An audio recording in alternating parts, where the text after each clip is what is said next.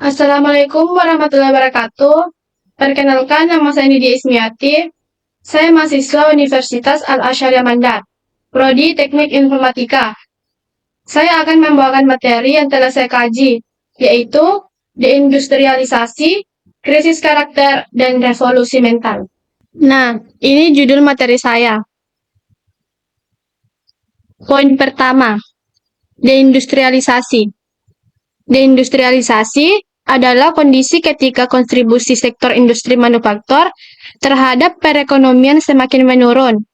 Padahal, industri manufaktur merupakan salah satu penggerak utama pertumbuhan ekonomi, penyedia lapangan kerja, dan peningkatan nilai tambah produk. Di Indonesia, dalam beberapa tahun terakhir, kontribusi sektor manufaktur terhadap produk domestik bruto atau PDB mengalami penurunan dibandingkan masa sebelumnya. Kondisi ini menjadi tantangan karena dapat mengurangi daya saing industri nasional serta memperlambat pertumbuhan ekonomi. Poin kedua, analisis krisis karakter.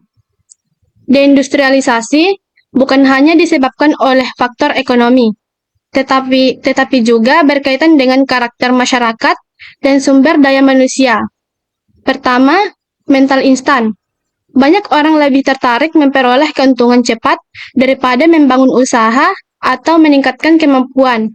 Akibatnya, inovasi dan produktivitas menjadi rendah. Kedua, budaya konsumtif. Masyarakat lebih memilih membeli produk impor daripada menggunakan produk dalam negeri. Hal ini membuat industri nasional semakin sulit berkembang. Ketiga, rendahnya etos kerja. Kurangnya disiplin, tanggung jawab, dan semangat untuk terus belajar menyebabkan kualitas tenaga kerja kurang mampu bersaing di tingkat global. Keempat, korupsi dan kurangnya integritas.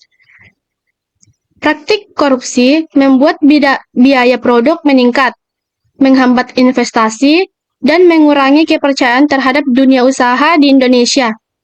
Jika krisis karakter ini terus terjadi, maka proses industrialisasi akan semakin melemah dan Indonesia akan semakin sulit menjadi negara maju. Poin ketiga, solusi melalui revolusi mental.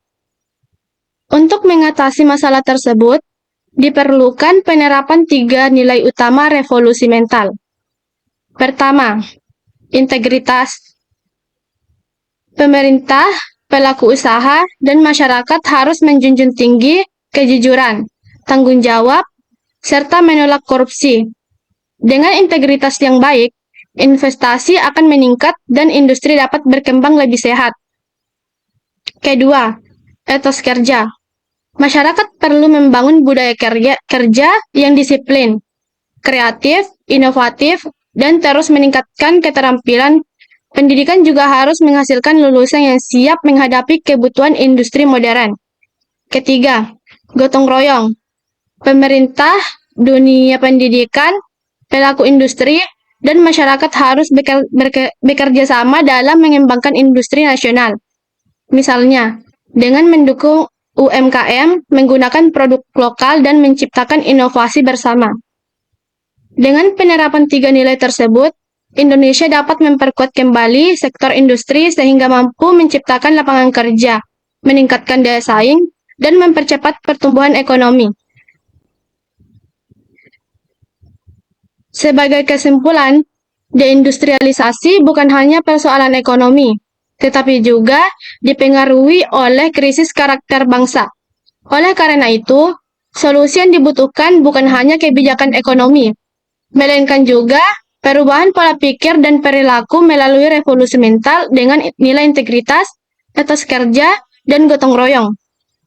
Mari kita mulai dari diri sendiri, dengan bekerja secara jujur, disiplin, dan terus belajar, serta bangga menggunakan dan mengembangkan produk Indonesia. Dengan karakter yang kuat, kita dapat bersama-sama membangun industri nasional yang lebih maju. Sekian pemaparan materi dari saya. Terima kasih. Kurang dan lebihnya mohon dimaafkan. Wassalamualaikum warahmatullahi wabarakatuh.